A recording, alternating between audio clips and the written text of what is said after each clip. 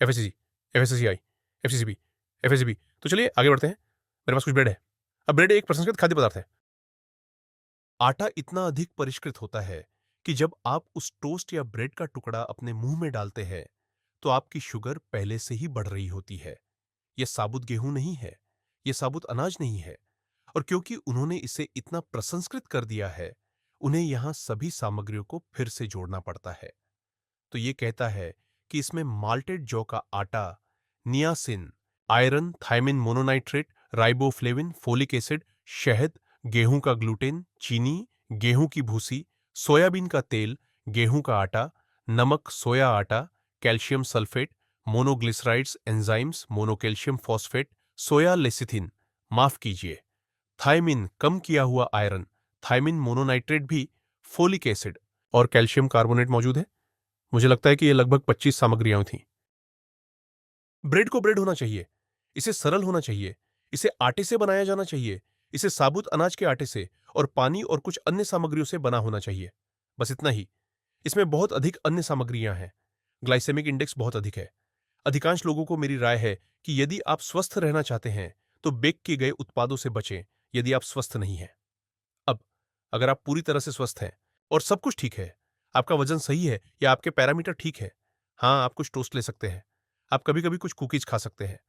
लेकिन हम में से अधिकांश के लिए जो या तो अपना वजन कम रखने के लिए या स्वस्थ रहने के लिए संघर्ष कर रहे हैं, या हमें पुरानी सूजन संबंधी बीमारियां हैं, संयोजी ऊतक रोग है, सूजन आंत्र रोग है, हमें सामान्य रूप से आटे से बचना चाहिए।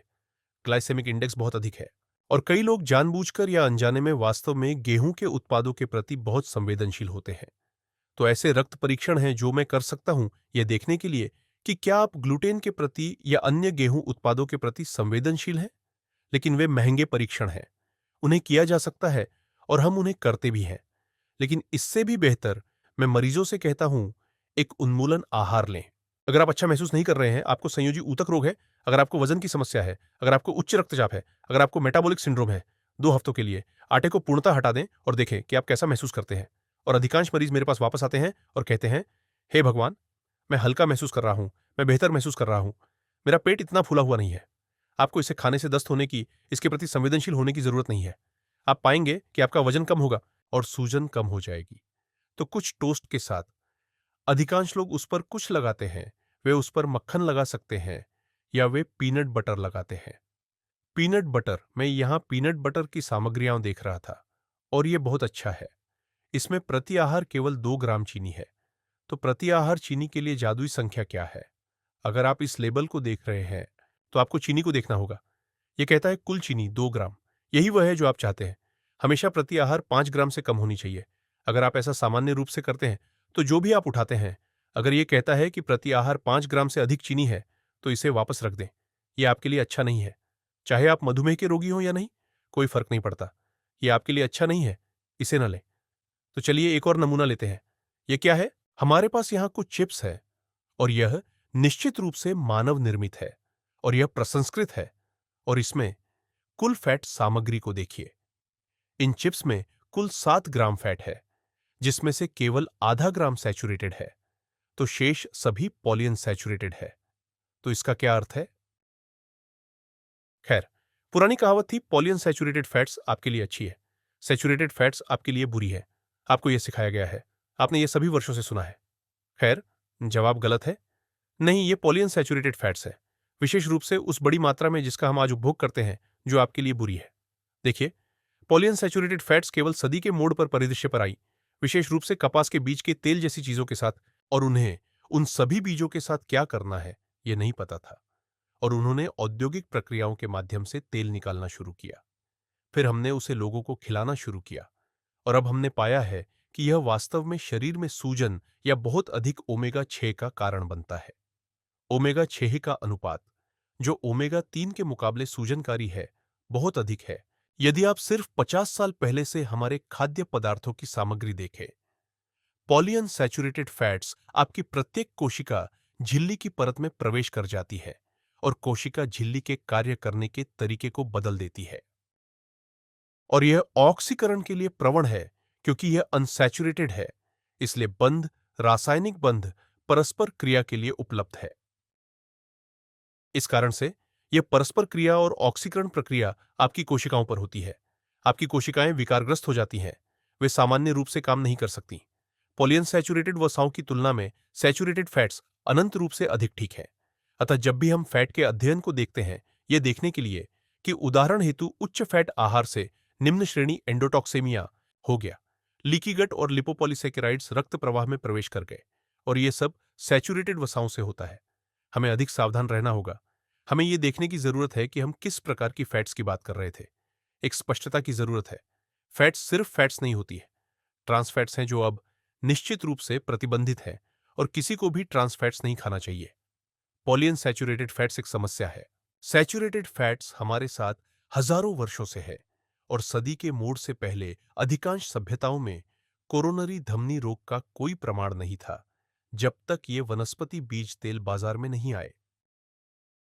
तो चलिए कुछ वनस्पति तेलों को देखते हैं। ये तेल बीजों से निकाले जाते हैं और इन्हें वनस्पति तेल कहते हैं। वनस्पतियों से नहीं, ये बीजों से निकले होते हैं। तो चाहे वो सोया तेल हो, या कपास के बीज का तेल, या मूंगफली का तेल हो, मक्का का तेल, या मकई का तेल, या सोयाबीन का तेल, यहां तक कि कैनोला तेल, ये सभी निर्मित तेल हैं जो ओमेगा 6 से भरे होते हैं, और इनसे अवश्य ही बचा जाना चाहिए। जब भी हम खाना बनाएं, हमें इस तेल का उपयोग नहीं करना चाहिए। मक्खन का उपयोग करें। जहां भी संभव हो मक्खन का उपयोग करें, और आपके मरीज स्वस्थ रहेंगे, आप स्वस्थ रहेंगे, आपके बच्चे स्वस्थ रहेंगे। तो वनस्पति बीज के तेल। अब सभी प्रसंस्कृत खाद्य पदार्थों में वनस्पति बीज तेल होते हैं। तो मैं घर पर मिश्रित नट्स खा रहा था, और मैंने सामग्रियां देखी, और पहला घटक कपास के बीज का तेल था, और फिर मूंगफली और अन्य नट्स आए। तो मुख्य सामग्री वास्तव में तेल था, इसलिए मैं उनसे दूर हो गया। अतः मैं केवल प्राकृतिक, बिना उपचारित सामान्य कच्चे नट्स खरीदता हूं। इसलिए मैंने अखरोट, पेकान खाए, और मैं सभी भुने हुए नट्स से बचता हूं, क्योंकि वे खराब तेल में भुने जाते हैं। इसलिए आपको लेबल पढ़ना शुरू करना होगा। कोई वनस्पति तेल नहीं। अब आइए इन्हें देखें। ये कुछ हैं। ये क्या है? कुकीज। तो ये कुकीज सामान्य रूप से बहुत बहुत खराब है।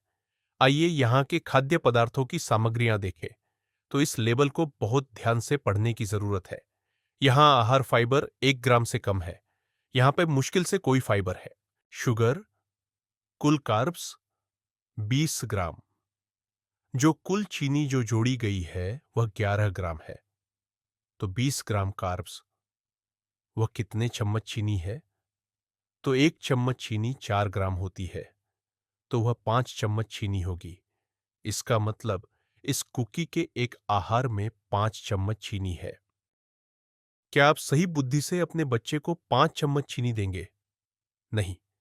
क्या आप अपने बच्चे को ऐसा पेय देंगे जिसमें 10 चम्मच चीनी हो? बिल्कुल नहीं। इससे दूर रहना चाहिए। हमें अपने बच्चों के साथ और अपने घरों में इसे शुरू करना होगा। हमें इससे दूर रहना शुरू करना होगा। यहां एक और पैकेज है। यह पैकेज भी कुकीज के बारे में है, और मैं यहां सामग्रियों को देखने जा रहा हूं। चलिए इस लेबल को पढ़ते हैं। कुल कार्बोहाइड्रेट 22 ग्राम है। फिर से कुल चीनी, जोड़ी गई चीनी 11 ग्राम, कुल 22। इसका मतलब है 22 गुणा 4, जो 88 है। तो यहां कुल कैलोरी 160 है। आधी कैलोरी कार्बोहाइड्रेट से आ रही है। चलिए फैट की मात्रा को देखते हैं। कुल फैट 8 ग्राम है। फैट में प्रति ग्राम 9 कैलोरी होती है। तो यह 8 गुना 9 81 है। यह उस कैलोरी की संख्या है जो आप शुद्ध फैट से प्राप्त कर रहे हैं। तो यह शुद्ध फैट है, अधिकांशतः पॉलीअनसैचुरेटेड और चीनी। यह स्वास्थ्यवर्धक भोजन नहीं है। इसका सेवन नहीं करना चाहिए। ठीक है, तो हम यहां आते हैं और हमारे पास कुछ और पेय है। मैंने जूस और नींबू पानी के बारे में क्या कहा था? बिल्कुल नहीं। उस चीनी की मात्रा को देखें, 110 कैलोरी, जिसमें से सब कुछ शुद्ध कार्बोहाइड्रेट है। ये बहुत ज्यादा है। एनर्जी ड्रिंक्स देखिए दोस्तों, ये वो नहीं है जो इन्हें बताया जाता है। आपको ऊर्जा चाहिए? अपने माइटोकॉन्ड्रिया का ख्याल रखें, उन्हें बंद ना करें। ऊर्जा पाने का तरीका है चीनी से बचना। आपके पास अधिक ऊर्जा होगी। ये आपको इसके अंदर के कृत्रिम तत्वों के साथ एक अस्थायी नशा देंगे, और आपको हमेशा इसकी कीमत चुकानी पड़ेगी। मुफ्त सवारी जैसी कोई चीज नहीं होती। एनर्जी ड्रिंक्स लेकर आप दिन भर अच्छा महसूस नहीं कर सकते हैं। वास्तव में 2 घंटे बाद आप भयानक महसूस करेंगे। तो ये इसके लायक नहीं है। आपको जो करना है वह है अपने माइटोकॉन्ड्रिया को फिर से बनाना। आपके माइटोकॉन्ड्रिया, जो ऊर्जा का स्रोत है। तो आप ऐसा कैसे करते हैं? आप अपने माइटोकॉन्ड्रिया को खुश कैसे करते हैं? आपके माइटोकॉन्ड्रिया को सही सबस्ट्रेट की जरूरत होती है। तो इसका तरीका है कि पहले दावत करें और फिर उपवास। ज्यादा चीनी नहीं, क्योंकि इससे माइटोकॉन्ड्रिया पर भार पड़ जाएगा। आपको दावत करनी होगी और उपवास करना होगा।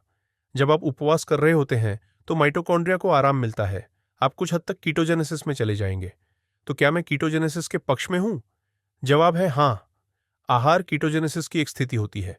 मुझे उम्मीद है कि आप सभी ने इस छोटी सी श्रृंखला का आनंद लिया होगा। और शेष 2 वीडियो देखना ना भूलें और हमारे चैनल को सब्सक्राइब करना ना भूलें, क्योंकि बहुत सारी अच्छी शैक्षिक सामग्रियां आने वाली है। और नीचे भी देखें, वहां अन्य वीडियो के लिए बहुत सारे लिंक हैं। तो शानदार, स्वस्थ, खुशहाल छुट्टियां मनाएं।